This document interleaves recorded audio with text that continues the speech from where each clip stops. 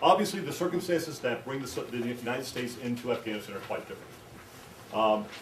The United States had not had a relationship with Afghanistan really for the previous 10 or 15 years, except this negative relationship of launching missiles periodically into Afghanistan in an attempt to bomb Osama bin Laden's trading camps. This happens in response to several terrorist incidents in the late 90s, as you might recall.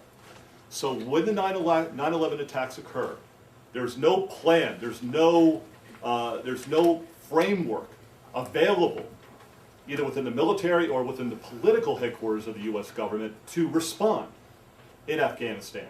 As some of you may not know, the U.S. military keeps any number of contingency plans on the shelf. There's a plan today for war in the Korean Peninsula. There's a plan today for the defense of Taiwan against the mainland Chinese. There's all kinds of plans for all kinds of contingencies. There was nothing for a contingency in Afghanistan. And so it's all improvised. And it occurs in about the span of 30 days.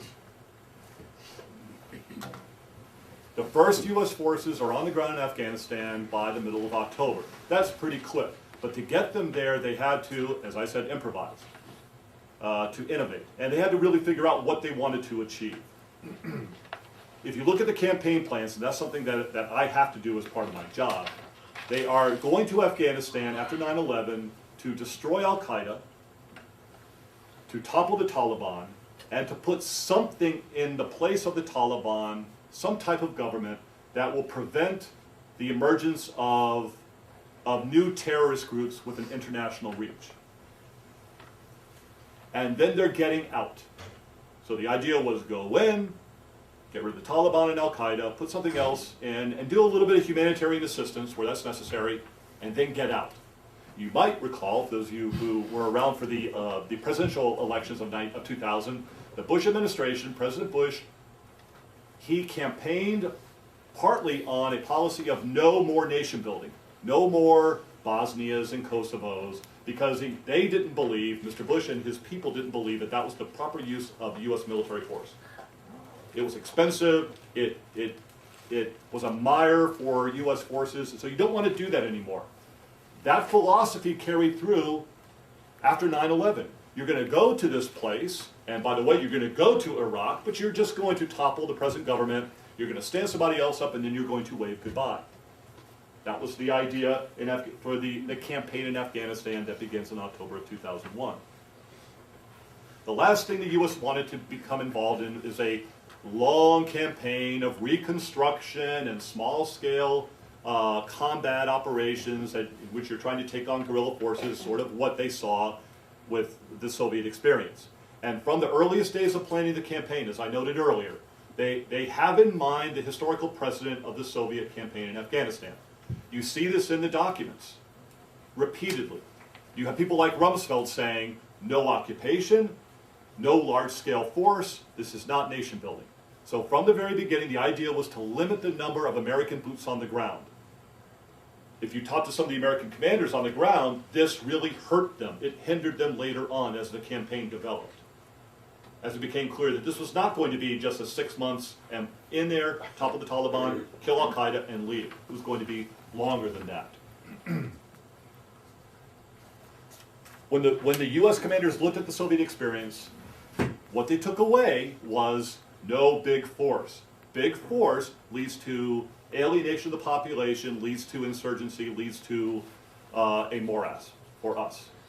But that's the only thing they really took away at the high levels. At the lower levels of the U.S. Army, they are looking at tactical level operations, low-scale operations, where Soviet units are taking on the Mujahideen. Where did the Mujahideen launch their ambushes? What type of terrain?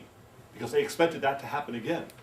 Many of the Taliban chieftains, the military leaders in the Taliban, had been Mujahideen leaders that fought the Soviets. And so the same mindset would prevail, they thought. But at the highest levels, they're not thinking about all the details. They're thinking about, no big force, because it'll get us into the same situation the Soviets found themselves in the 1980s. So the first groups, the way that they approach this is send small groups of special operations forces. These are Green Berets or special forces. They go in from Central Asia, from the north. They met up with The enemies of the Taliban, these groups were called the Northern Alliance. They were Tajiks and Uzbeks. And they had been fighting the Taliban since about 1996. The Taliban did not control all of Afghanistan. The northeast portion was controlled by these other warlords that had formed together in an alliance called the Northern Alliance.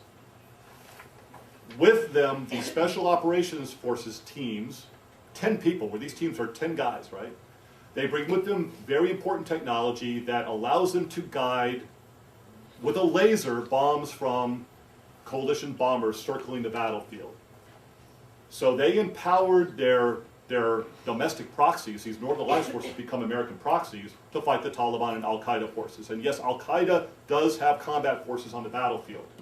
They are largely non-Afghans. They are Chechens, and they are Uzbeks, and they are Arabs and Pakistanis, but they're not Afghans. And that will cause a rift between Afghan Taliban and these Al-Qaeda forces. But they're out in the battlefield too.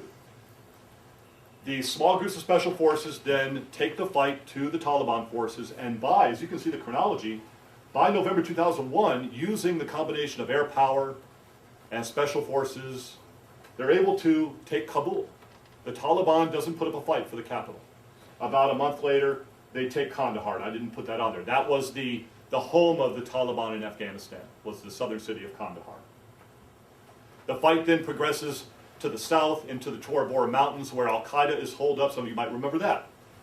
We, the coalition, are not able to get Osama bin Laden after weeks of bombing and an attempt to try to push forces up into the mountains in this Soviet, or this area of this cave complex that had been built back in the Mujahideen campaign against the Soviets. Not able to keep Osama bin Laden from slipping south across the Pakistani frontier. He gets away, and other Al-Qaeda forces get away in December 2001.